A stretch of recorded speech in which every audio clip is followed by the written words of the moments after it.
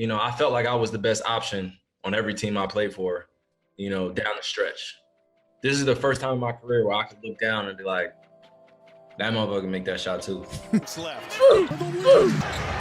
don't really see us having a head coach. You know what I mean? Like, KD could be a head coach. I could be a head coach. Jacques Vaughn could do it one day.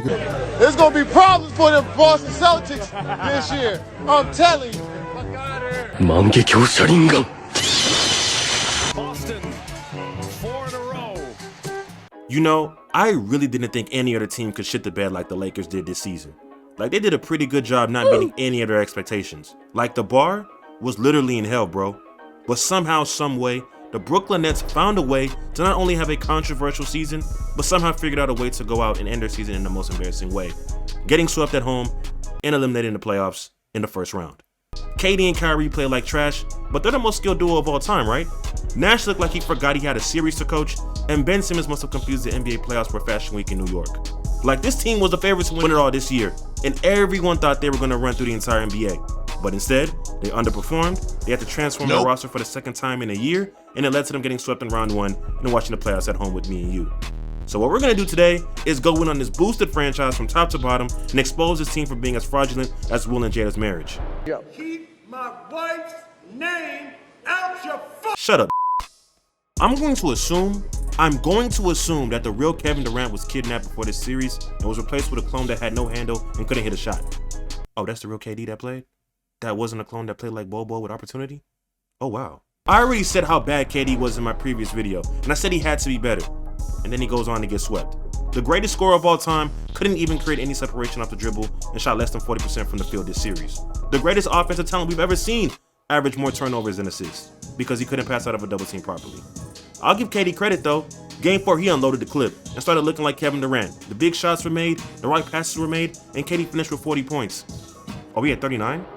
Wait, I must be wrong. I thought he had 40, didn't he? 2 seconds left. And Durant's first Try it. Pitiful. KD choked and had probably his worst series in his entire career and couldn't get one win. Like, damn, bro, you couldn't get one? Nope. The entire team shot 50% from the field and 40% from 3. If you showed up, I can almost guarantee this series is still going on. But hey, this is the guy everyone said was the best player going into this season, even after what Giannis did in last year's postseason. Not to mention, Kevin Durant was on his LeGM shit too. Yeah, we're not leaving that out. You chose to come hoop with Kemba Walker 2.0. We gonna get on Kyrie head next. Don't worry. You left like, bro, you willingly left Golden State to prove that you could win on your own and dead the narrative of you needing the Warriors to be successful. Update, you're currently at home watching as the Warriors look like they're back on their regular schedule programming. Hear me out. What's the difference between what Kevin Durant and James Harden have accomplished in the league? Okay, I'll chill. I'm sorry. I'll chill. You need to leave. But, by the way, I'm gonna need every single KD fan or bag Twitter fanatic to dead the best player in the world talks until KD rectifies his situation. The best player in the world can't be looking like a spot-up shooter with freedom without elite level playmakers. Kyrie, in game 1, you dropped 39 points and nearly stole the show in Boston. Uncle Drew was getting buckets. Congrats, my guy. Then for the next 3 games, you performed just as bad as Uncle Drew did in the theaters. I was just kidding. Come on. You guys know I was just kidding. Bro averaged 15 while shooting 18% from 3. Not sure what's so skilled about that, ladies and gentlemen, but that's the most skilled point guard of all time. This is the same guy who said he didn't need a coach. The talent, or should I say bag, of Kyrie and KD is all that's needed to win games in Brooklyn. And I'm glad Kyrie understands how Kyrie went the entire season as a part-time player, only playing less than 30 games this season due to his own personal decision of not getting vaccinated, and clearly disrupted the chemistry this team needed to build and grow the entire season. Like I said months before, James Harden made the right decision to ask for a trade, especially when you didn't even know what Kyrie's long-term plans were. My guy has played 11 years in this league and has only played over 60 games in a season 4 times in his career. He's missed more games than he has played as a Brooklyn Net. Kyrie may look like a magician on the court, except for this series. But wherever he goes, there is confusion and drama. Kyrie Irving and distractions go hand in hand like the Kardashians and black men. This guy left LeBron in 2017 and was ready to get season-ending surgery just to force his trade to Boston to be the #1 option. And after 2 seasons in Boston, where the team went farther in the playoffs the first year when you were out and injured, left the young Celtics core to go team up in Brooklyn with another superstar that wanted to prove that they could win on their own. And in 2 years, you and your buddy get swept by the same team you abandoned. The irony of this is crazy. It's been an entire year of not knowing what Kyrie Irving will do, and my goodness, who knows what the future holds. But yeah, dead that most skilled duo shit, because as much skill you guys have been saying Kyrie has, it sure didn't look like it when his team needed him to hezzy tween spin move into a lay. Marcus Smart was on all that shit. Let's make this short and sweet, just like Ben Simmons on the basketball court. The last time we saw you play was when you decided to pass up an under the basket layup, attempt less than 6 shots in the Game 7, and your previous team lost. And instead of owning up to your own shortcomings on the offensive end, you requested to be traded and couldn't get back on the court. Look, mental health is serious, so I won't even dive deep. You know what I mean, but you literally got everything you wanted this season, and you're getting paid, and another team is catering, and I damn near want to say bathing you to make sure that you're good.